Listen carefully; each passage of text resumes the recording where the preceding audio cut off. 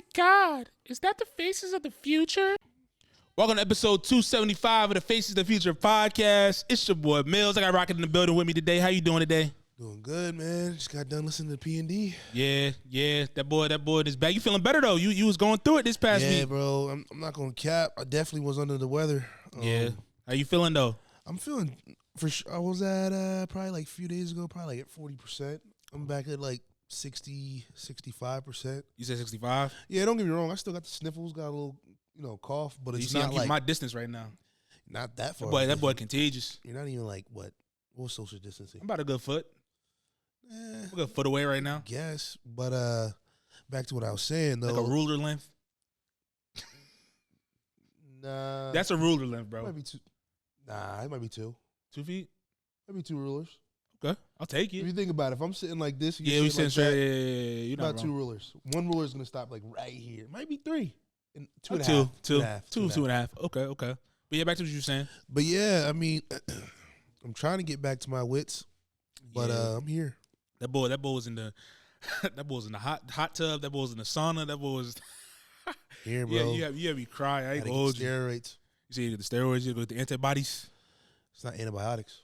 Oh, I thought you said you had to get the antibiotics though. I mean, I think the antibiotics kick in when like it's actually like bacteria. Okay. And steroids. Don't quote me. When you get steroids, like Oh, medicine, I'm not for sure. I just going off what you had messaged me. I said I got to get steroids. Oh, your message definitely said antibodies, bro. When you texted me, Huh? you definitely told me antibiotics since you got this. Well, I mean, I probably was gassing the shit. I up. know. I'm just but- saying. But yeah, Technicality. The but steroids. I'm just glad you made it today. You feel me? I'm just glad you made it. I was a little worried that boy was gonna be, you know what I'm saying? Might be down for the count this Like episode. last time, Yeah.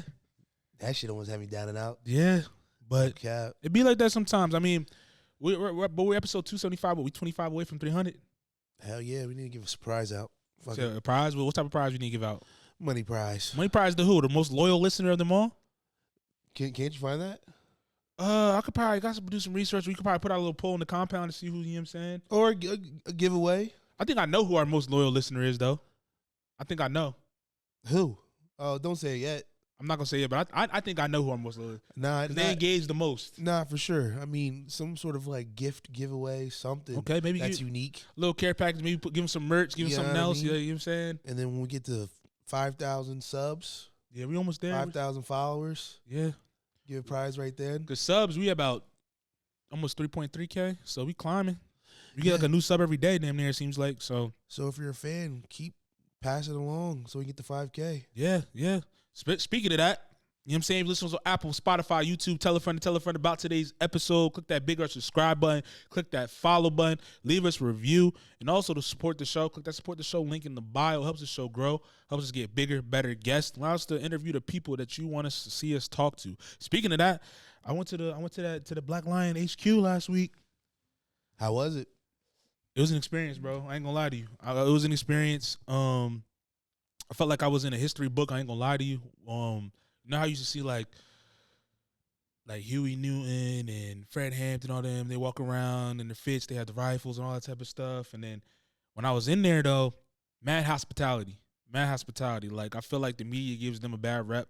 Like when it comes to just like what they're doing, things of that nature. We actually got to sit down and like take away the interview part, because everybody that tunes in what we got going on, watch the interview.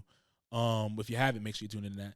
But just like the people that were there, like they're good humans at the end of the day. Like I was talking to someone like the old heads. There's an old head. He was like maybe like 77, 78 in there, just chopping it up about life. The women in there were very hospitable. Just the people standing there were solid people, in my opinion, based off of my experience. I mean, think about it. Like, why would they not be good humans? No, I'm just saying. I'm not saying that they wouldn't be. I'm saying based off of like how saying, like the media portrays them to be. It's not what it seems. Like when you actually go feet on land and you see what it is, like, bro, they're genuine human beings, bro. They just fighting for a cause or something they believe in. Yeah, just like everybody else. Yeah. Everybody's good humans until you dig deep into like what their actual idea is, and then you start having judgment and perspective on a person. Yeah. And speaking of that too, because I was just talking to someone and they're like, yeah, a lot of the media just tries to villainize them and all that. And I told them like my main objective when I do interviews is to humanize whoever I'm talking to, and then let the people that are watching make their judgments on themselves based on what they say. I feel like that's the best way to do an interview. But that's just my perspective on how to do things when you have like a conversation or you're going into an uncharted territory to bring a story to light. I mean, now it's funny to see when he said people got to get out the matrix. Yeah. That's why I be saying that shit. Yeah, bro. he said no cap. What he say? Not a lot of people are afraid to take that red pill. I mean, yeah, because like you said, the moment you start to take yourself out of it and really see a whole different light, it's like you can't go back to how these NPCs work. Yeah, you see the world in a different way. You really do. You really see it in a way different way. But yeah, like I said, I'm not gonna speak too much on it, but it was a good experience, man. They got a lot going on. If you're in the city, definitely help out. Do they still align with the Black Panther Party? You said what? Are they still with do they still do stuff with the Black Panther Party? Nah, you gotta look to the interview. Nah, I did watch it. Nah, he explained it in the interview that he said they don't see eye to eye just based off of just like the black nationalist aspect. He's not a black nationalist. They try to make it say that like the Black Panthers that's they stood on, but that's not what they stood on back in the day. Like when they were building up, they were trying to expand. Not even just expand, but they just obviously are black people first, the black community first, but it wasn't a black nationalist aspect where we only care about black people and nobody else. That was never like the mission. Right. They weren't. It wasn't pure black liberation. Is what they're trying to push. No, I mean they are pushing pure black liberation, but like if we can help the other people around us too, we're gonna help them. It's not. But it's not gonna leave them standing by because we have the same problems as they do if they're in the same arena as us. No, I get what you're saying, but isn't black liberation purely just focusing on black economics, black empowerment, everything black? It's free. It's freeing the black people. Yeah.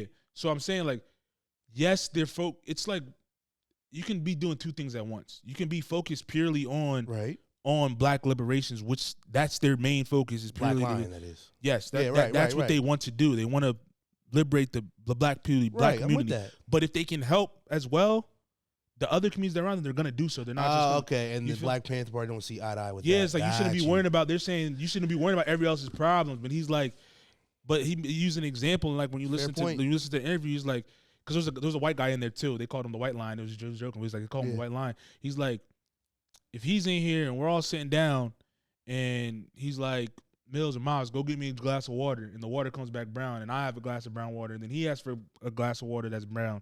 His water is brown too. We both have the same problem. So at the end of the day, if I'm fixing that, I'm fixing it for him as well too. It's not just me at the end of the day, and that's what he's saying in the conversation. It's like I don't know. When you shaking your head, like you don't agree. I never said I don't agree. But you just like I said, do we all have the same problems? He's not saying we all have the same problems. He's saying if you're in the ghetto, and you're my next door neighbor, and we have the same issue. Like there's bad schools. There's no good transportation. We're forgotten. Our landlords are shitty. Now he's more community based. I get what you're saying. He's like, yeah, it's like you have essentially this. If we're in the same room and I'm drinking dirty water, you're drinking dirty water. No, that's a fact. I do get that. That's what he was getting. But at I also get what like the disconnect between what the Black Panthers are really quote unquote trying to push and what he's pushing. But what do you mean? Like he's more so like okay, yeah, he's pro like trying to empower the black people, but he's also like reach one, teach one, help everybody that's around us if they're in the same spot as me. Yeah, if he has the ability to. No, that's what I'm saying. But he was clear. He said the black people first, and then he said, "No, I get that." You know what I'm saying so, but I'm saying I also see like why they're butting heads because you have one side that's purely trying to push. So they say, but that's just a new thing. What do you mean? That wasn't what the Black Panther Party was when they first started. I get you. So like, I guess people really have to break down what black liberation is then. But I'm saying though, in terms of like this, it's like he was even saying it's just like the new age heads or the old heads that, not the new age heads, but the old heads that weren't, I guess, in the forefront. They're trying to make it seem like the Black Panther Party was solely and only for black people, but that never was the case back in history. That wasn't right. That's true. That wasn't how it was. Because like with Fred Hampton, they had the Rainbow Coalition and all that type of stuff. Where it's like it was multiple communities. So they thought we're better if, like, obviously we have our own missions. Each group has their own mission for their own community. But if we're together trying to fight one cause or whatever it may be, we can make more leeway that way than being separate individuals trying to fight the same problem. Because that's ultimately going against the government. Yeah, exactly. No, I get it. Trust me, I get it. But I don't know. Like I said, I'm not saying I don't disagree, but I'm saying I see why. I guess they're butting heads, because the point that he's making, he also is valid. Like the new generation or the modern era of the Black Panthers, they think it was everything supposed to be focused on black, which it really wasn't. Yeah, and I was based on like just hearing him speak. I'm leaning more towards him when it comes to like the way he was breaking down things and like the mission based on the history and all that type of stuff. So, but that's just me, perspective wise, just having the conversation. But We got a lot of Monday rundown news. Should we start with the war? Should we start with the AI situation? Paramount, where you want to start at? Hit me with your best shot. Where you want to start at? Hit me with your best Oh shot. my God. All right. One chance I give Rocket to start the rundown show. He don't want to No, start the you rundown always show. ask me and I'll tell you. That's not true. So you never asked me before? I asked you, but you always give me the same generic. Oh, whatever you want to start with. No. I said we can start here. We can start there. Let's just start here. But let's start with the Iran war. So everybody knows that the United States of America is in war now. And there's been mixed reviews based on what I've seen when it comes to like the conversation around the war actually happening. I'm gonna give a timeline of things that happened since June till now, and then we're gonna discuss it and what potential causes could happen for United States of America, what this means for like the country as a whole, what it means for the people, and just like the Middle East in general as well too. So the timeline of events is June 2025. Israel and Iran went to a 12-day war. It was the first open military conflict between Israel and Iran. The U.S. bombed Iran's nuclear facilities, and then a ceasefire was brokered, but tensions remained at a boiling point. And then December 2025 came. The Iranian economic collapse and protest happened. And what that was the Iranian currency collapsed sharply. Massive protests began with shopkeepers in Tehran's Grand Bazaar. Demonstrations spread nationwide in the country. And then the U.S. publicly encouraged the protest in Iran as well. Then you fast forward to the new year, January 8th, 2026. The government cracked down. Iranians security forces launched a brutal crackdown on the protesters. The death toll was around 3,000. The Iranian government estimated, and then 30,000. And then the 30,000 plus was reported by the Iranian healthcare officials. And then continue down the timeline. You go to February 13th, 2026. Trump's regime changes their statement. Trump declared a regime change in Iran, which would be the best thing that could happen based on what Trump was saying. And the day after, the U.S. military told Reuters it was preparing weeks-long sustained operations in the country as well. And then shortly before the strikes happened, a diplomatic failure occurred. And then is what everybody was talking about on February 28th, 2026. Trump ordered strikes to proceed, which was missile attacks, and then Israel launched simultaneous assassination strikes as well on their leaders. The supreme leader of Iran were killed along with other top officials, and then that ultimately caused Iran to retaliate. So based on just that, the timeline of events, like what are your thoughts on us even getting into war with the country? Things that we talked about in the past about we kind of foreshadowed this happening in an old podcast. I was listening back. We were talking about how this could potentially be a thing. What do you think that means for our country as a whole? I mean, as we all probably know, we're definitely preparing to deploy some men. Yeah, sure. I mean, everything's kind of like you said before. We've talked about this in the past. It's just a build-up, bro. Like I said, it's getting warmer out. The terrains are getting right where it needs to be so we can go to war. It's crazy how fast we're going. Yeah, it's moving at a rapid pace. Like you mentioned that before, like he's moving really fast. But I guess, like you said, is this all because like the files, or is this bigger than just the files? I think it's bigger than just the files. Like the files, one piece it's important that we should be talking about, but I think this is something that's just as big, just on the opposite spectrum, if that makes sense. Like a different, not opposites, but different spectrum. Yeah. Like this is something that's gonna not only affect like what's going on over there, but affect American lives here on the home front. Like gas prices are gonna be ridiculous. That's like the lowest level of stuff. But like American troops are literally about to have foot on land. They're talking about doing an invasion in Iran, like putting troops actually over there. No, real shit. You know what I'm saying? And then we also talked about what would it take Putin and them to get into the war. Well, they just traded and gave Russia just gave Iran like some U.S. intelligence and stuff like that about what's going on. Bro, too. that's so what it's I'm like, saying. And it's crazy. It's like, what do we focus on more? These files and this information of what's been put out, or men getting sent overseas, fighting. A lot of families gonna be set. You know what I mean? Yeah. Which one's more important? You think? I think they're equally. It's hard to say which one's more important because one is like a a physical domestic thing that's going on within our country. Like when you talk the Epstein files, our government being compromised, and like that's obviously affecting the American people directly on like who's in charge and what's going on. But then what information's out, huh? Like what information? Yeah, what information's out, and that's the people being exposed to certain things, and then nobody actually doing anything about the files that have been released. We really haven't seen anything else besides like obviously like Bill Clinton right now has like been like testifying and things of that nature, but like no arrests really have been made. Right. No one else has been brought to like trial to talk about the situation. It's kind of like in hindsight almost been slept on the rug, especially because like the whole Iran stuff that's going on. And then if you're talking about on the flip side, it's important because now we're sending troops to go fight a war that we shouldn't even be in my opinion. Right. We shouldn't have even we shouldn't have dropped missiles on over there in Iran at all. It's another Middle Eastern country that we're destabilized. It's like Afghanistan and Iraq all over again. When it comes to like, why are we killing innocent people? Because I know if you saw one of the first missile strikes, it was a school with a bunch of little kids and stuff like that really had nothing to do with nothing. And at the end of the day, it's like us as America, and like we know this because we talk about it on a daily basis, week in and week out, about how people are conditioned to just fight with this patriotism. American citizens are supposed are just going with what the government tells us. But I think this time, when it comes to the people, just based on the amount of information that we're accessible to, I think it's a big difference now. Yeah, because before it's like you know, when like the Bushes and the Obamas and stuff, like it was an era to where it was like more tunneled. The information was tunneled. It wasn't scattered. Yeah. You get what I'm saying? To where it's like now social media is a motherfucker.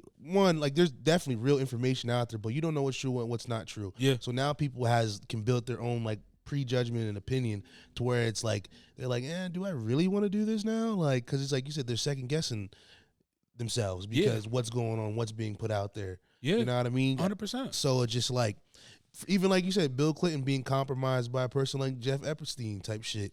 It's just like, yo, who's really running this country? Yeah. Like, because even I was watching the Julian Diori podcast, and the CIA guy was like, do you think like Jeff Epstein was just good at it and just picked out Bill Clinton first to like have him under his like pocket, so to speak, just by like, you know, having information on him or whatever. And it's just like, damn, that's a really good question. You know what I'm saying? Right. But now it's even crazy to see like even like back on this note about soldiers, crazy to see like that Marine guy. Oh yeah, the Marine guy, like the one that you talking about, the one that you tried to pull on the door, his head, like broke his hand and stuff. Yeah, like he was saying like, well, we're not fighting Israel's war anymore because like before you probably wouldn't have had like military guys coming out like that. I mean, there were some at the time, like, but not to this extent. Like, where they're just like, bro, these people that are obviously super patriotic, just like, nah, we're not having this, bro. Like, they don't want it. They don't want to do this. They don't, because think about it, American lives are being lost because of what? Because we're fighting somebody else's war at the end of the day. Yeah, higher ups war. And it's like, do you see like the council or whoever the people that were sitting up front? They didn't even turn their backs; they just sat straight. Yeah, yeah. And it's like, what's the exit plan from this? Like, we're destabilizing another Middle Eastern country for what? Obviously, they want their resources. They're trying to help. They think it's obviously Israel's quote unquote the United States' biggest ally in the Middle East. That's the reason we're going to war with them and helping them. But it's like, my question is, the whole thing when it comes to this, that I keep hearing when it comes to like why they want to go, they don't think Iran should be able to have nuclear weapons. But my thing is, why aren't they allowed to have them? But like, say Israel can have them, we can have them, other countries can have them. Like, why is it like, oh, we don't want you to? Why does it become a bigger threat? But you can have Iron Dome, you could have this, you could have that. But like, when the person you're battling is trying to, you know, be able to compete, or you want to say, oh, it's not right, we shouldn't be able to do this, we shouldn't be. I don't get that personally. It's battle of the banks. Yeah, I mean, you know what I'm saying? You got like people like the Rothschilds, but then you also probably have those other people that we don't know that are not aligned with them. Yeah, realistically, like we know about the people that are on the Western European side. You know what I'm saying? Like we know that because it's in the history books. Yeah, but like, what about the people that we don't know that are low key going against that? Yeah. Because that wasn't the only place that was hit either. Because I saw the Dubai airports were getting bombed and missiles. Yeah. I think Iraq got hit again. Like the northern Iraq part, some other places in the Middle East were getting hit as well. So it's not just we're hearing about Iran because they're the bigger country. They've been, you know, that's been the battle or whatever it may be. Right. But it's not just them. It's just like, again, we're going into another place that we shouldn't really be in because one country feels uncomfortable. But we're a police force, so what do you expect? Yeah, but that just makes me think of like, that just makes me think in general of like how all the stuff that we were taught about, like how these other countries are bad, or even when we talk about Russia is bad, or whatever it is, like the way like they push certain narratives to us growing up, or just even to this day, it's like it makes you feel like, yo, we're the bad guys to these people, bro.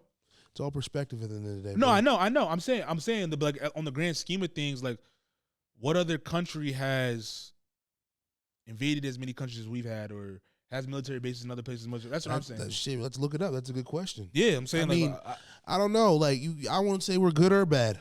What you mean?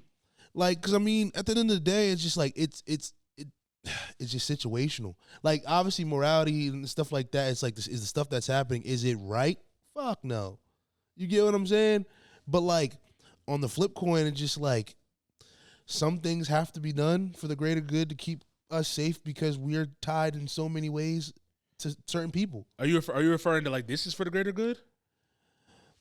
I don't know. See, that might be a wrong use of word, greater good. I don't know what's for the greater good or greater bad. That's I messed up on that sentence, but you get what I'm saying? Yeah. So it says, I just searched it. It says the important. I asked, who else has invaded countries more than the United States since 1950? It says the United States leads the world in military interventions since 1950 by a wide margin. Yeah. It says the number by broad. It says the closest competitor would have been the Soviet Union. Damn. What about Germany? Germany's not on here. Wow. It says the Soviet Union, and then it says China, France, and then Israel as well.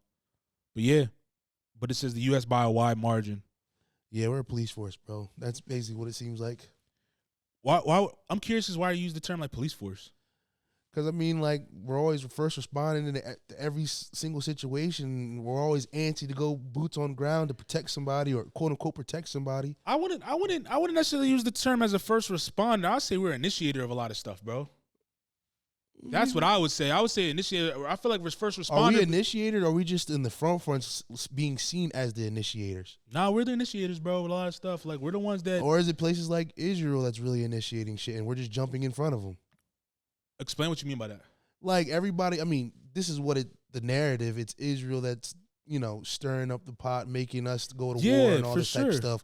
So I'm saying, like, is it really us that's initiating, or is it like, say, a different country that initiates it and we're just always the first one helping them out to protect them, or I think quote unquote protect them? I think we initiate on behalf of them, if that makes sense. What do you mean? Like, we're obviously the way bigger country, so exactly. No, I'm saying, I'm about to explain my point. Like, yeah, they may stir stuff up, but they're like, yo, just based on like how we talking about the Epstein files, or like them having a chokehold on our government, it's like, oh, you need to go strike this country. We're gonna do X, Y, and Z. Like, we're initiating stuff on behalf of them. So yeah, we are the initiators. That's why I said, like, I get your terminology when you say like police force, but I don't agree with that terminology you're saying police force. I think we're initiators in a lot of stuff. I think there's opportunity like where we don't have like this stuff. We don't have to go strike missiles, whatever it may be. Maybe we had to because certain information they have on us, not us, but the government. But I mean, look what's going on right now. Yeah, but I mean, nothing happened with this Epstein stuff that comes up. So like, what? You said nothing happened. What's happened since the Epstein? Like, I'm saying, when the Epstein, the moment these Epstein files, you're starting to see all these. I get that conflicts happening. I get that, but like information was released. But when it comes to that, I'm saying like, yeah, if they may have more information that's maybe released to the public, but at this point, what haven't we heard or seen yet? When it comes to, I feel like people almost wouldn't be surprised by if more shit was being released. But at this point. Like, nothing would surprise people anymore, in my opinion. You saying nothing would surprise people? I mean, what would like at this current state, like based on all the crazy shit we've already heard, was the Epstein files and documents. I mean, I was watching some shit with the Bull. They were talking about the Shadow Commission in terms of what, like during 9/11, basically. Like, I guess either, don't quote me on this, either Jeff was asking, what's the girl's name? Her partner, his partner. Oh, you talking about Jeffrey Epstein? Oh, you call him Jeff? That's just crazy. Yeah. You talking about Ghislaine? Yeah, Maxwell? Basically, one or the other, they were asking, yo, do you want to be part of the Shadow Commission? Basically talking about preparing for 9/11. And the Bull John Kiriakou, he was like, "Oh shit!" Like, because I guess he didn't see that information. I'm saying like information like that. That doesn't. But what I mean. That's why I said it doesn't surprise me. That's what I mean. Shit. It doesn't surprise me, bro. I mean, That's what I mean by like in terms of like it's not like shocking that's news to pretty me surprising, bro. It's not to me based off of like once I seen the Epstein shit, all this stuff, like I don't put nothing past nobody anymore. That's what I'm saying. I get that, but the more and more information that comes out, and you seeing like the staging of shit or people knowing certain information of like big major events that happen in America, that's pretty surprising, bro. I mean, to me, like I said, to me, it's not like to the everyday person, maybe, but to me, it's like I don't know. Nah, bro, we came a long way from what happened to 9/11, having so much speculation to actually seeing the information. It's pretty surprising. Yeah, but bro. I get you. But I said present day right now, more stuff coming out wouldn't necessarily surprise based on the stuff that we've even just over the last 5 years we've undisclosed and uncovered. Like a lot of shit probably doesn't. I'm like, damn, that's possible that could happen based on the stuff that we've heard. That's but word to the world bird song is the difference between thinking and actually knowing, bro. Yeah, I get that. That's a difference, but bro. that doesn't mean it's gonna surprise me. Like it's a thought that this could happen. Right. Like before, in early, like in 2001, whatever, people didn't have that thought. Like, oh, this is a secret side plan and do X, Y, and Z.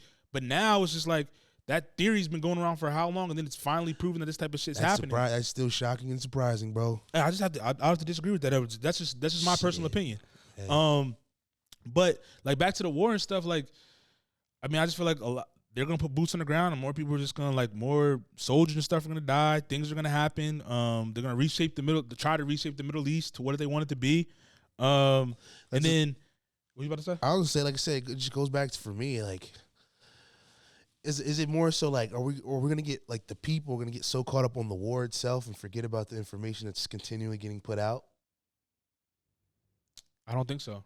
You know, I mean, it's a lot, but that's what I'm saying. I think there's a great deal of people that are gung ho on the Epstein shit. Like, they're sure. No, that's a like that's in the war is fact. happening, but then there's like another layer pot of people that are there. Why are we in war? We're doing that type of stuff. You know what I'm saying? Especially, but that's a lot of shit to where it's like, how can you keep up with both? Yeah, but I think some people they're gonna pay attention to both, but they're gonna have one cause that they're gonna care more. They're gonna have to decide, I think, what they care more about. That's crazy to think about. They're gonna have to decide what they care more about, and that's sad because both of them are very, very, very fucked up. But hey, that's a crazy way to like tear down a country too.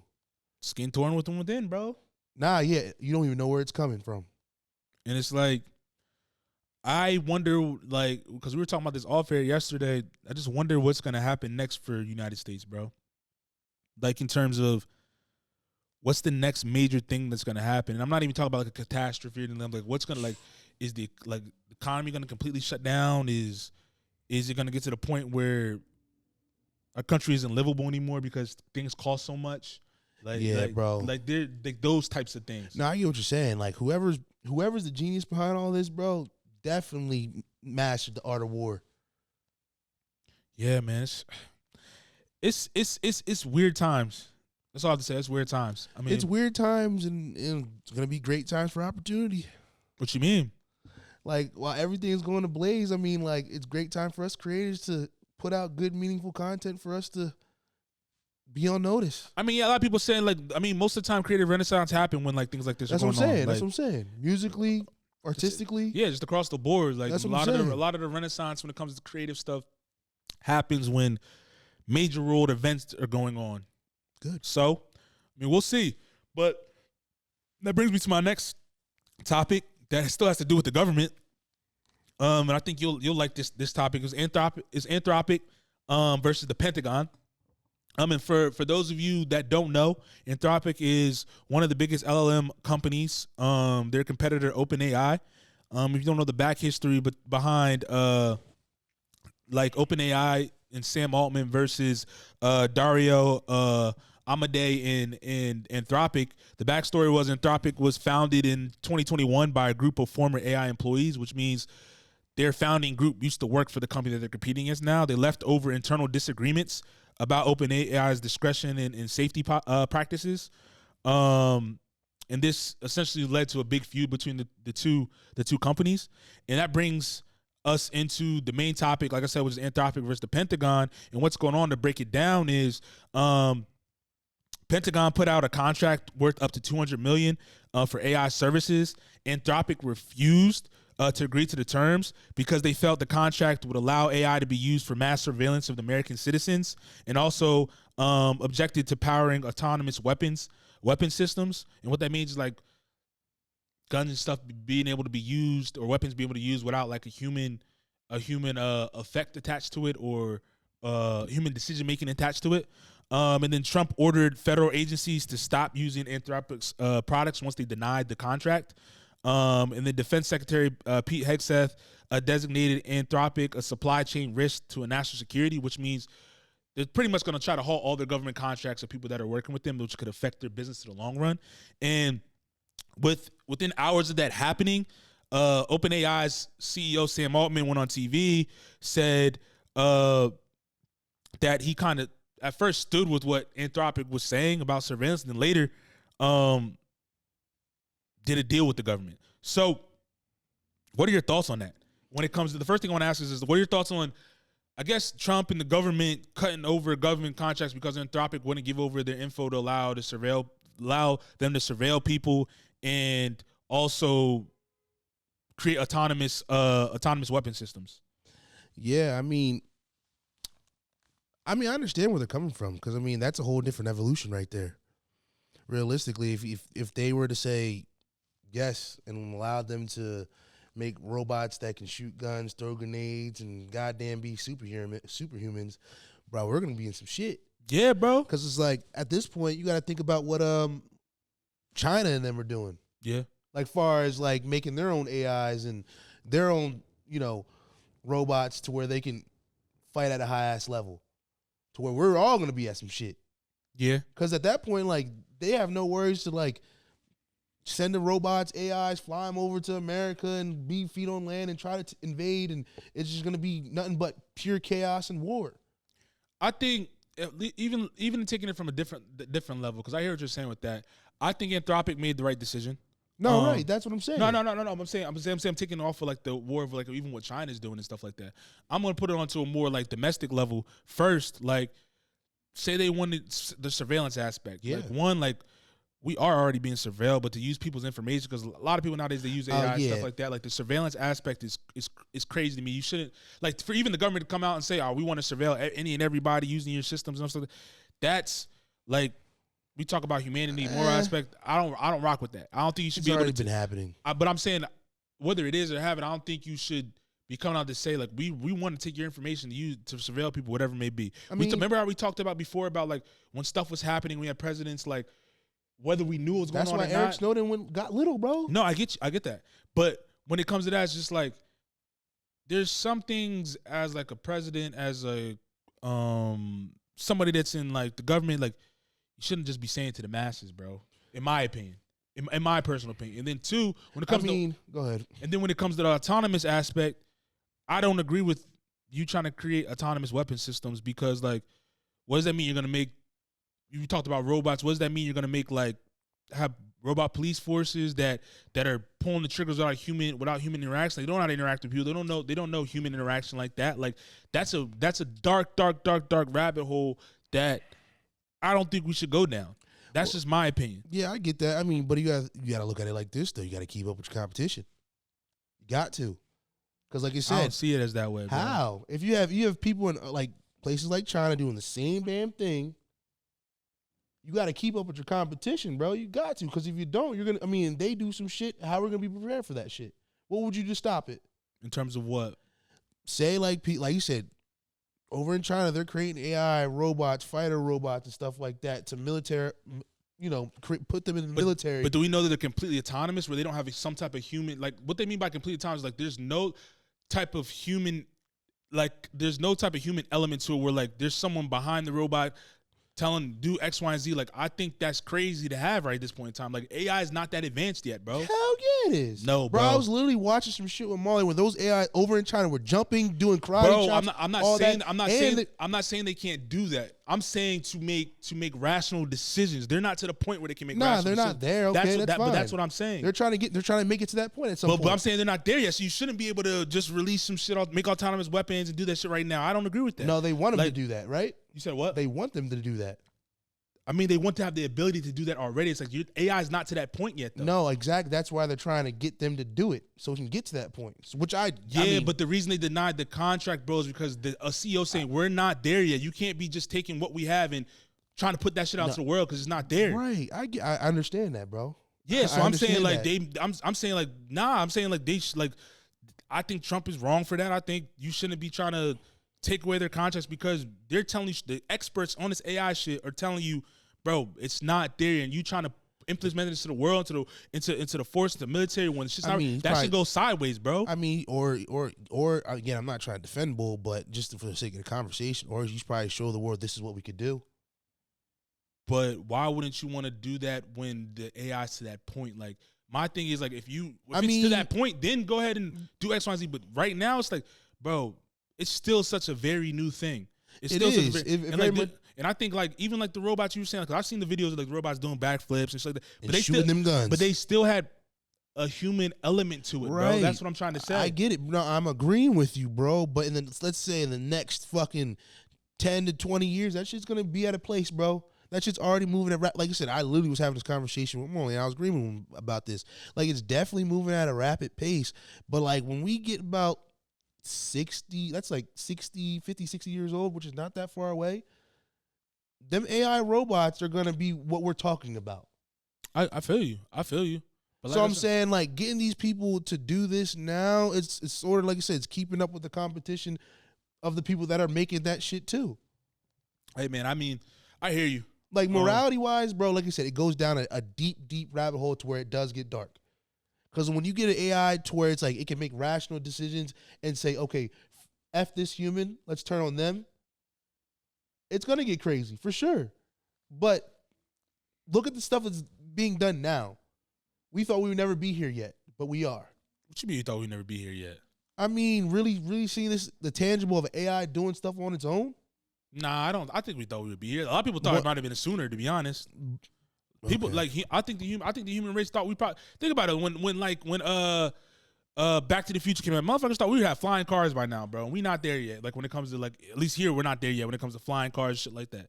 Like I feel like it was always something that we thought could happen. Like no difference in like iRobot and the movies that we've seen. Like it is that era where it's autonomous shit going on and they turn against the human race. Like I don't think it's a fact of like we never thought we'd be here, but like I said, we just not to that point yet. And I think we have to you have to tread very lightly, bro, with this shit, bro. That's all I have to say. You gotta tread very lightly with this shit, bro. I think we're pretty close to what it is. But I mean, far as like it actually going into effect, it won't happen until we're like 50 years old. Yeah, but like when it comes to this, bro, I just think this it's the good versus evil shit we talked about, bro. That's what it comes down to. And I think Anthropic's playing on the morality side of this whole situation of trying to protect the people at large. And then you got a guy like Sam Altman who just he wants the bread. He wants to for whatever it costs, whatever it takes, to make his company the biggest. He doesn't really care about the morality aspect of it. But I mean, I don't know, man. I mean, do you think the American people can trust like Sam Altman and Pete Hagstaff as the last line of defense against like AI powered surveillance and shit? Because of the creators? Huh? What do you mean? Like, do you think we can, as American people, do you think we can trust like Sam Altman, the CEO of OpenAI, and Pete Hagstaff to like do the right thing as the last line of defense against AI surveillance and autonomous systems and all of that? I mean, you really can't trust nobody but yourself. But I mean, so no. Everybody has a price. And if not, they'll find somebody else to do it. Yeah. I mean, I don't know. It'll be interesting to see what happens when it comes to this because I've been kind of following this for a minute now. When it comes to just the beef between the two companies, Sam Altman in general, just the just the morality aspect to what's wrong, what's right.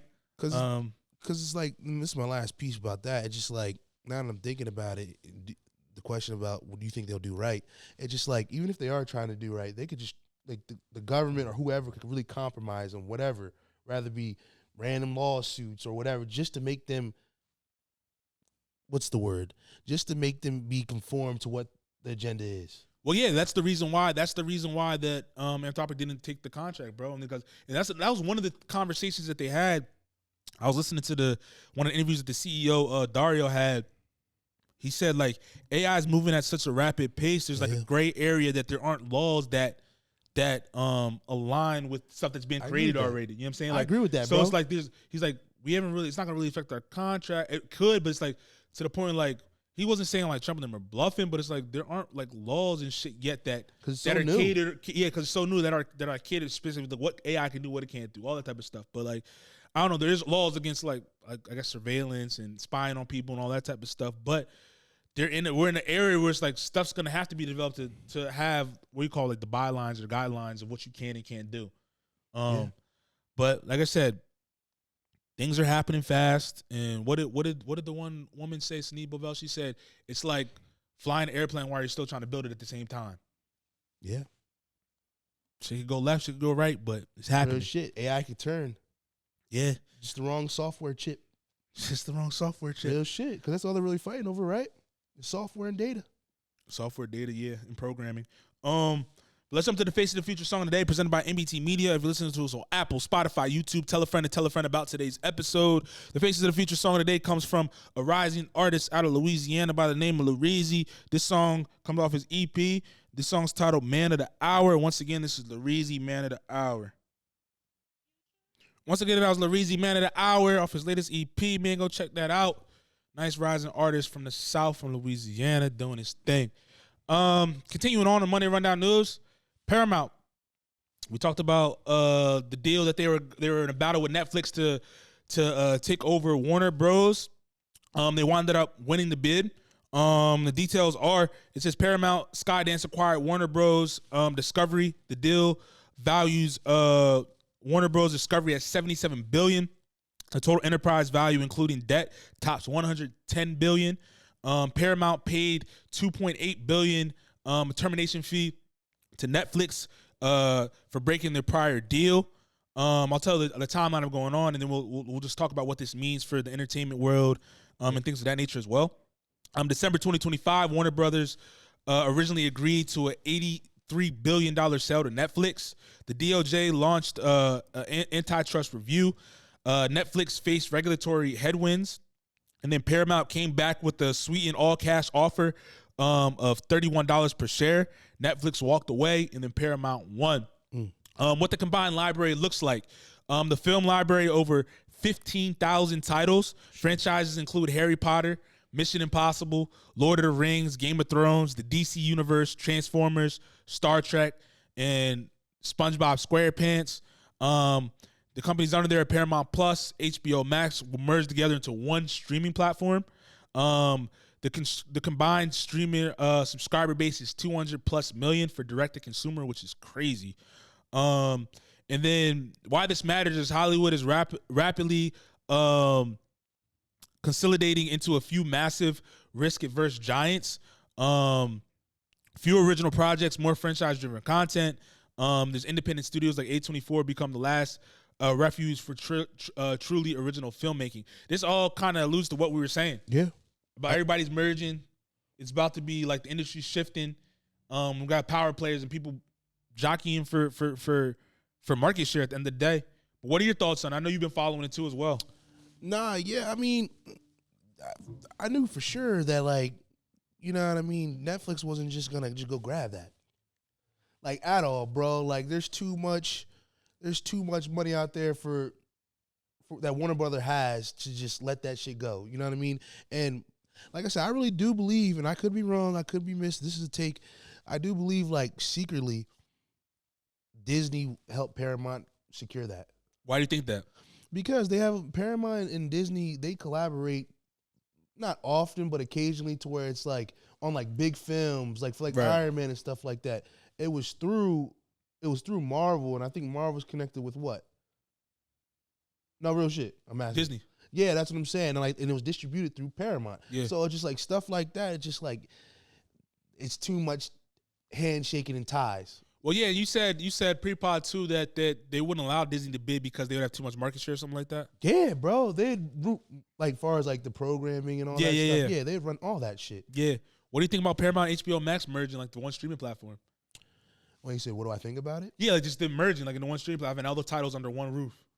I mean, that's I said more and more catalog, bro. Just if their stock is going up, HBO Max stock is getting up because they're now on that list. Yeah. You know what I mean? They're guaranteed they're gonna hit these numbers. Yeah, you know what I mean? Yeah, and like kind of like the notes were saying, this is going towards more of like franchise driven content. Yeah. Which I think this opens up the avenue for independent creators though, bro. It does because it opens up a lot. It does because then you got like literally right before our eyes, you see Netflix building up all these studios and stuff like that. They're trying to be like Disney, bro. That's why you're seeing they're grabbing shows like One Piece, making movies out of them and stuff like that. Towards like you're saying, the independent creators that are making actually good new shows, they can get grabbed by them. Yeah, even go ahead. Because all I was gonna say, this is for like the long term, like for the new generation. Yeah, and for like the new generation, I think Netflix is the new gen. Obviously we talked about YouTube too being the new gen if they go about doing things the right way. And you talk about like shows like One Piece and things of that nature. Also, Netflix, they grabbed the whole string of like podcasts and stuff too, where they're like, not saying that's gonna be like the biggest moneymaker stuff up, but like you said, they're trying to build their catalog in a new way. Like that's like, how do I explain it? That's like the new version of like franchising. Like think about this. Like if you were able to grab all of Joe Rogan's, like he's the biggest podcaster, like all of his catalog and put it on your platform for time being, the same way they have like the franchises like the Harry Potters or like the SpongeBob networks and stuff like that, where people can go, they want to go revisit these or go listen to stuff in time. They have to go to like a Netflix. They have to go to like a Paramount or whatever it is. But I don't know. Like I think no, go ahead. No, I don't know what Netflix's play was. I do know Netflix's play was because I don't think they ever had intentions of buying what was going on, because they said they got a couple $1 billion just to step away from the deal, and then they're using that to reinvest in what they have going on to expand their platform. Which is smart, honestly, for the podcast route, because it's like they're building a new leg. Yeah. You know what I mean? Because playing catch up to all these shows and movies and stuff like that with like Disney and Paramount, it's going to be hard because that's been out for like, it's almost impossible. You know what I mean? To where it's like they're spreading out their wealth by like creating their own original films and shows and stuff like that, but also now they're building like manufacturing, like the studios, like so they can compete with the Warner Brothers studios and stuff like that. So it's just like on a widespread, they're G's. Yeah. You know what I'm saying? But like now Paramount and like people like Disney, they're playing to maintain. So like they're trying to just buy up everything because we already have our foundation of what we built. Yeah, and most people that consume content consume like, well, I say the nostalgia or the stuff that they've already watched before. Yeah. So it's like they go back to like, like you said, people like are into like Naruto or One Piece or whatever. They'll go back and rewatch that stuff over again. If they're like into like the older shows like a Friends or into like Martin, like if you're on a platform, they're gonna go watch that. Or like the Fresh Prince, they're gonna go watch that over and over again. Right. But I mean, yeah, it'll be interesting to see how this plays out in the long run for independent studios, these major studios. And if they're gonna continue to like buy up like only big platforms like Warner Bros, or they're gonna try to buy like these independent studios up to create this new content for them. Who, like Paramount? You're saying? Yeah. I mean, at some point, bro. I think. I mean, at some point, they're gonna have to reinvest into like new content, right? Just to keep up with the Jones. You get what I'm saying? I mean, shit. It's probably gonna be podcasting, just because Netflix is probably going to be creeping up, because they're going to have, like I said, they're going to have the physical by the studios. They're going to have the original films. They also have, they're collecting catalog too as they're going. And you got, like I said, a whole fresh new lane to where it's like, I don't think Disney has a lane for like podcasts or Paramount has a lane for podcasts. Not that I know of. To where it's like they're going to have to do something just to keep that separation gap. What platform right now do you think has the best original shows of recently? Like the new originals, say over like the last like 8 years, like shows that have like what platform would you say that you would go to watch new series and stuff? I'm gonna be honest with you about the like new series and stuff like that. I've been. Oh, you don't watch new series like that? I would have to say my life is a series, bro. Straight Say up. got no time to watch no new stuff. I try to like real like even with this like stuff. It's like in my head I seen Sinners, but I didn't. You never watched the movie yet? I want to. The thing is, no, but this is the thing. I'll see everything out, like the build of it, watching Coogler talk about it, like break like hours worth of but I've never like he paints the picture as if I saw it already. Yeah, you gotta see that joint though. No, but I do 100%. I would say Apple TV got some great shows, bro. I haven't watched them, but like the shows that I've watched on Apple are like really, really good. HBO Max for a while was on a run. They'll probably maybe because they have this now that they're merging, they may have like they may go on a bigger run. Like Hulu, there's a couple shows that I watched. I was like Paradise. Netflix, I kind of think has been stagnant. They were. It's good more. I feel like those new series is like overseas like shows. I feel like, you know what I mean, like Netflix. Yeah. They're about see. Netflix that's their play though. They're bringing like the Asian market into America. They're bringing like the African market. I like it though. I'm saying, like, if you get, like, a person like a Kugler that's overseeing that motherfucker, just, like, but granted, he'll have, like, different directors and actors and people that can make different shows. I get the global market, so to speak, but I'm saying more so just, like, the American market, too. Yeah. I think, like, when it comes to the American market, like you said before, these grandfather in companies like Disney, they have, like, such a big stronghold on it. Like, Netflix has to go elsewhere to. But do you, though? I think they do. I mean, they're building production sites right in New Jersey. Yeah, but you gotta realize, you know how you talk about like before, like when you talk about the money, like the Rothschilds, or like how they have stake. No, like, that's like them in the media joint, like Disney and all. That's like them. It's like, yeah, they're building shit. Don't get me wrong, Netflix is making a push, but like these motherfuckers at Disney, Paramount, bro, their arms reach very long. They do, but I'm saying your platform is your platform, bro. But if you're making more stuff, like, I mean, is Netflix founded in America? I'll look to see. I'm pretty sure, but I'll see. But I'm saying if it is, I'm saying like I'm not saying granted, this is a universal company. They can't stick to one niche for sure. I get it, but I'm not hating on Netflix. Long story short, I'm just saying it'd be nice to see a little bit more American setting storylines. Or it was founded in California. That's all I'm saying. You an American bull, huh? That's where I'm from. God bless America. Am I wrong that I want to see something that I can gravitate to a little bit more? I'm not. Like, you're not wrong. You get what I'm saying? Like, I get like the Squid Games, but we're never like I've never seen no Squid Games really happening like in America. Those type of games. True. Like, I want to see something that like if this really happened right here, like down the street where we're from, okay, I can actually picture that. Versus like, okay, watching like an overseas show or whatever, okay, this is how they live or this is how they move in like Spain or wherever, you know what I mean? Yeah, no, I think I'm a little different. Like, I don't mind. Like, I don't mind either. No, I know you don't mind, dude. I'm saying I kind of like being immersed into a different culture just to see what that shit's like, bro. Because I'm never like I'm not there, so it's like, oh, this is what they be on out there. Like I like that. Yeah, I like a lot of that shit. Like even like some of the like Top Boy obviously is a good one. That's a gangster movie from like London and all that stuff. And then you go like they have some series like that are like in Japan and stuff like that. So, like, it's cool to just see how they move. I just like being immersed in. Well, when's the last time you seen a show like The Wire? You said what? Like not like Top, but like The Wire. Power? No. I'm saying like where it's like we're talking about like where it's like a Americanized like show. Like Power would probably be like a gangster show that captivated a lot of people in America. I'm not saying it's to the extent like Wire is a classic. It's not the same. But I'm saying like you're saying like where you could be like, oh, this could happen here type shit. That could happen. Power's a phenomenon, bro. You can't say it wasn't. Power's a very big show, bro. Over The Wire, you think? No, hell, I'm never saying that. That's more raw. The Wire is more raw, yeah, bro. I know I Feet get on that. land. You know I what I'm get that, saying? but I was saying more so into like your reference of like, oh, this could happen here. That's what I mean. But like, okay, I'll say Snowfall.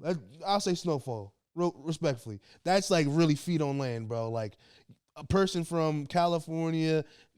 At first, he started being like he's actually a really smart kid, doing right, and then he needed to make like I can compare that to The Wire. Okay, in a way. Okay, I get what you mean. I'll take that back. I get what you mean.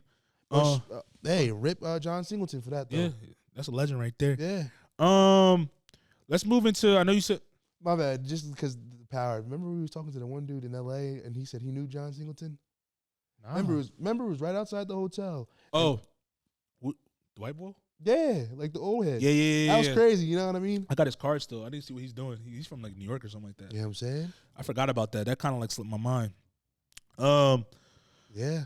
We got like one or two more topics I want to talk about real quick. The Nelk Boys versus Steve Will Do It. Oh yeah. Something that's been trending in the content world. A little background about if you guys aren't familiar with the Nelk Boys or Steve Will Do It. Steve Will Do It has been a longtime member, personality, and associated with the Nelk Boys. Right. In November 2025, Steve kicked off Logan Paul's Impulsive podcast. December 24, 2025, Steve was finally unbanned from YouTube after years-long banning from his gambling URL addiction. I mean, his gambling addiction incident happened in 2022. So the claims that came out on the Bradley Martin podcast were Steve Will Do It claims Nelk originally gave him a free 10% ownership stake in the company after investing $500,000 of his own money, and his ownership went up 20%. He claims he got nothing out of it despite his contribution to their growth. Kyle, who's the CEO, founder of Nelk, gave a response on March 5th. It says over the same period, Kyle personally earned just under 3.5 mil. Steve earned over 12 million in cash from Nelk. Via their split that they had was a 70-30 creator split on videos, merch, and brand deals. And then Kyle's argument was Steve was paid generously as a creator, and equity is a separate issue. The core dispute between everything is Steve's view is I helped build something valuable, and I don't own a real piece of it. And then Kyle's views was you were paid far more than me. You were compensated extremely well. And the beef was essentially is equity versus income. So yeah. I see when I listen to this, after you sent me this and I listened to like Kyle's explanation of it, it made sense. I heard Steve's point to it, like if you just listen to his side, it made sense. But based on what Kyle said, I'm gonna have to lean towards him, bro. What? In terms of like his explanation of how everything was broken down. Yeah. And like with the Nelk side, like I originally said Nelk was in the wrong, but I thought about it. I don't think they're necessarily in the wrong for how like things played out, bro. Let me just to get clarity. So Steve was basically saying like there's a difference between my income, like Steve Will Do It, and my equity in Nelk. He was saying that he should have some type of equity still in it, but Kyle was saying, no, we paid you back your bread that relinquished your equity based on the deal that they had going on. Does that make sense? So basically, we just paid you out. Yes, so you don't have equity. We like you gave your equity away by taking the money that don't they? I mean, don't they both have to agree that okay, just because you're paying me, that doesn't really. But that's what Kyle said in the thing was that's what the agreement was when they made the deal. You got to release the paperwork. No, but I'm saying that's what I said. If you're just going based off what they said, obviously we didn't see the paperwork. Yeah. But I'm saying if you're going based off of like. Obviously, Steve said what he said. Then Kyle came out and made a statement saying like he showed the receipts of like the cost, how much they made, how much he paid. He paid Steve Will Do It to relinquish his equity, and like obviously you know what equity is. Equity is over like what your stake will be over a long period of time as the company grows and all that stuff. But he said by paying this back and not taking your splits, you relinquish that equity portion of what we agreed on based on the deal we made. So I would just say, I mean, if that's all to be true, fair. That's what I'm saying. If it's all to be true, but saying and what that fine print says is two completely different things. Well, yeah, for sure. We don't go off what they say. Yeah. I'm saying, like, Kyle, let's keep it a bean. If that's what exactly was, it's easy for you to say, this is exactly what it says on this contract. Well, he did show clips of the contract. He showed the signed signature and everything, bro. I seen it. I just saw the breakdown. He said, Steve, this is a breakdown of what I made and what Steve made. No, and then he showed a screenshot. Look, see, here's the agreement that we signed to with them. I got to pull it back up. Yeah, go ahead. Because, I mean, I definitely did see him break it down. I just didn't see the paperwork. Yeah, he showed a screenshot of them both signing that joint, bro. But nah, keep talking while I'm looking at it. Like in the thing, because I had to rewatch that joint. I'm pretty sure he showed a screenshot of them signing the paperwork too and everything. Of like, I guess them parting ways and all that type of shit. Yeah, I mean, it just that's a situation like that, it gets tricky. No, it does get tricky. It does get tricky. But like you said, if it's not the truth, then Steve definitely has an argument, bro, when it comes to all of that. What do you think about the split that they had, the 70-30 split? Like 70 Steve, 30 Nelk? I mean, if he's bringing a lot of that load in, hell yeah, he might. Yeah, I think it was a bad split. It should be a 90-10. I don't know about 90-10. Why? If he's doing the majority, he wasn't doing the majority of the stuff, bro. It's you got to think about Nelk Steve Will Do It had a very big platform. You got to remember he got banned, bro. Yeah. So he wasn't able to make money off the tube and stuff like that. So they brought him in onto the platform. But Nelk already had a very big brand before Steve Will Do It came in. But that one person's bringing a lot of. No, people I get that. I get that. Too. But I think 70-30 is a solid split, bro. When it comes to that, based on 80-20? them already.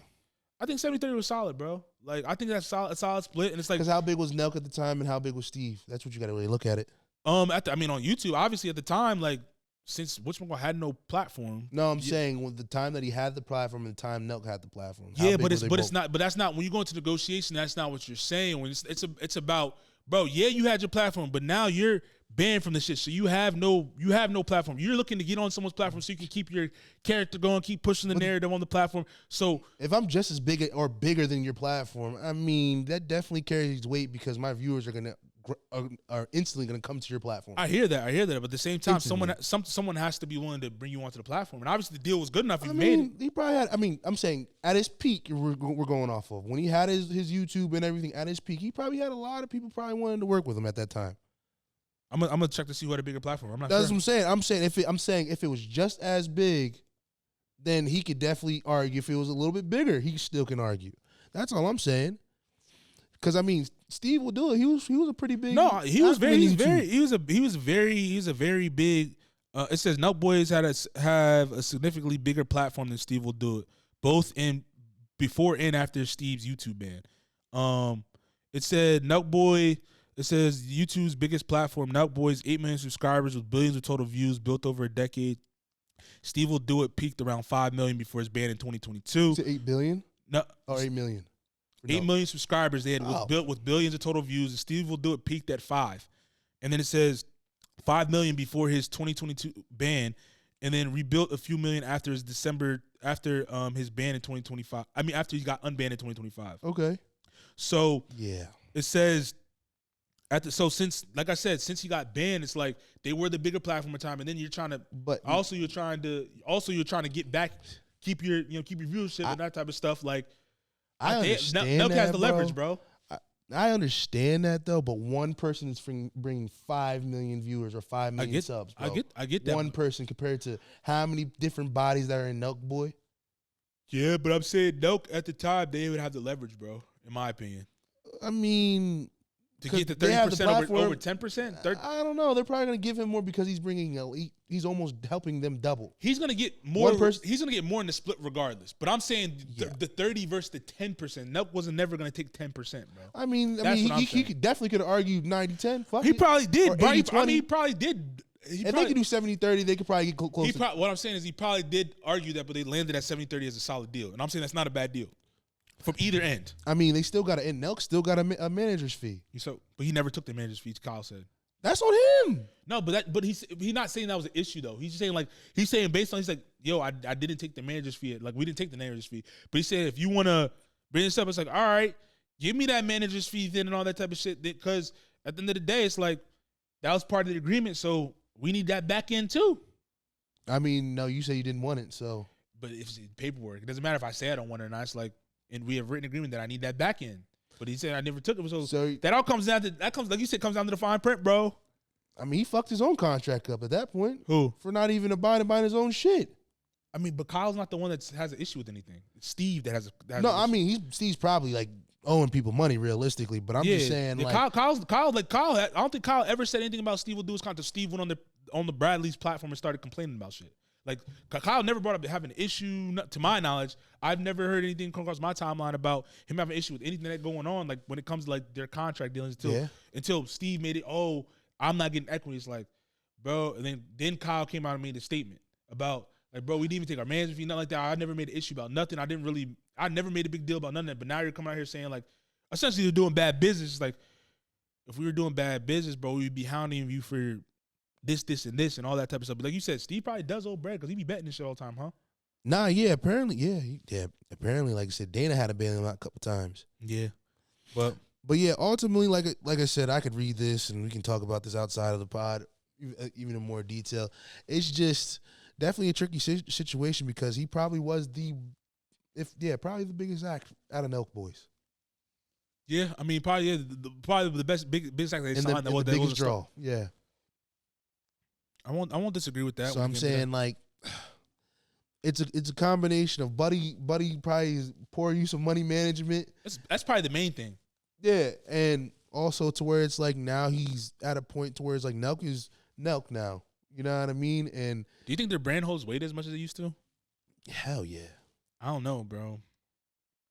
I don't know. You still got them young kids still trying to be Nelk Boys? No, you still got the young kids still trying to be Nelk Boys, but I'm just saying, like, I think the brand, and that's because it's being a nostalgia thing, I don't know, but the brand had its peak when, like, Jesse and all them were still there, like that original crew. I mean, you gotta think about it. Everybody's they all made their own pillars, bro. For sure. To where it's like, they don't got to go as hard anymore. You get what I'm saying? Like, and plus, at the time they Except were for Kyle, that boy got to, huh? that boy has to work. I mean, everybody's growing away from him. Yeah. Like, you don't even really, I mean, you see Salim, they still do their golf and stuff. Yeah, I mean, he does pranks every now and then, but Seem has his own, like pill, like you said. That's what it's supposed to be, bro. When you have a collective, bro, everybody's supposed to eventually slowly stop having to eat off of Kyle or whomever. You know what I'm saying? Like, that's what, Kyle, you did your job. Or whoever was behind it, they did their job. I don't get why he gets so much heat.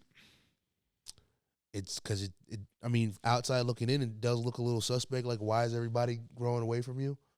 But that's like anything else, like you said, though. Like, if you're in a band or you're in a group, it's like, there's some point in time, it's like someone's going to want to do their own shit, bro. Everybody doesn't understand that, though. Everybody's so used to that nostalgia and that nuance. Yeah, it's like, at some point, like, think about it. They've been doing it since they was teenagers. Like, at some point in time, you're going to want to do your own thing. You like, got to think about it. Like, this because even I don't know if you saw, I didn't mean to cut you off. My bad. Nah, you're good. I was going to say, it's just, bro, like, you got to realize it's like people are NPCs. They just see him as what it is, bro. Because the boy Jesse, who's the co-founder that left and made Sunday, when they had their sit down, him and Kyle had their sit down about like why they broke up and stuff. He's just like, yeah, it got to the point where like I couldn't keep like getting arrested. I couldn't keep like getting drunk every day and all that type of shit. It's just that was their brains. Like I needed to do something different. Or I saw my life going spiraling and shit. It's like I just can't do it anymore. It did what it had to do at the time, and then he bought himself out of the situation. Nah, 100%. Because it's just like, or sold his part. They're still friends. You gotta think about it. Jesse still was on like film for like Nelk Boys World Tours and stuff like that. But he say I gotta do my one off. Like basically, mean I'll go link with the boys and go back to what I'm doing. Because as to your point, that drinking every day, you know, drawing to the max every single time, like that does put a toll on your body, bro. And it's just like you can lose focus of the vision too. Is Happy Dad the best, I guess, modern or coming of age brand of recent? Mr. Beast. Does he have his like snacks and all that stuff? Yeah, he does. I see more people. I see Happy Dad everywhere, bro. What's drinking? I mean, yeah, true. But that's what I mean. Like in terms of like just a brand that was built like during this modern time that's just gonna be around. You have the Connors liquor. I don't see Connors liquor like that. I mean, it had its moment for when did that drop? Probably like in 2017. I know, but I'm just saying, like from the liquor to just the brand, like people wear the hats, the shirts, like just Happy Dad in general. Okay. Now it was just a question. Like it wasn't like, oh, I'm saying it is. I'm just like, do you think it's like the top, like it's like coming of age brand of like last what? How long it's been popping though? 4 years, 5 years? Not like 5 years. Yeah, I'm not. I mean, to say in the best for this most recent modern age. So how long has? It's kind of tough to say, bro. If it's only been 5 years, they could be asked the next 2 years. I guess like liquor brand. Or Ciroc. seltzer brand. Okay. 5 years. White Claw. But nah, you're talking about people that are like in the podcasting space. And I'm just saying. I know I made it very general. Let's sit down to like seltzer liquor, whatever. Like of the last, that's like 10. Like do you think seltzer liquor saying? Yeah, like a seltzer or liquor brand that's like made like the biggest impact. Where you see like everybody just drinking it everywhere. Ciroc. Yeah, Ciroc had his moments. Everybody has Ciroc, no cap. Everybody wanted Ciroc. Yeah, everybody want to be a Ciroc boy. Everybody want to be a Ciroc boy. Shout out Diddy. No? No, I'm agreeing with. It's a fact. What's the tequila brand right now that everybody be drinking? Oh, you talking about Casamigos had its run. Cutwaters is now in its Cutwaters is still up and up. Yeah, I'm saying just Cutwaters have you. Whoever did some hell of a job for whoever the scientist for Cutwater. Well, that I'm saying marketing that like through like TikTok because like it felt like Cutwater just came out of nowhere. It did come out of nowhere. Like Cutwater, you see people just you drink 2 of these, you gonna be effed up. Yeah, and they wasn't wrong. What else? I mean, White Claw had its moments where people White you Claw see a has bunch of moments. people buying White Claw. Yeah, White Claw had his moments. Obviously, Casamigos, For real, Happy Dad, Azul. Cutwater. Everybody wanted to buy Azul. Let's keep it a beat. Yeah, Azul Everybody for- wanted to tap Azul- the bell. Yeah. Everybody wanted to tap the bell. Let's keep it a beat. Yeah. 1942. Yeah. There's some runs. That's what liquor brand had the biggest run. I'm saying Ciroc. You think Ciroc had the biggest run? You might not be, because that 42 was there for a little wave. It was.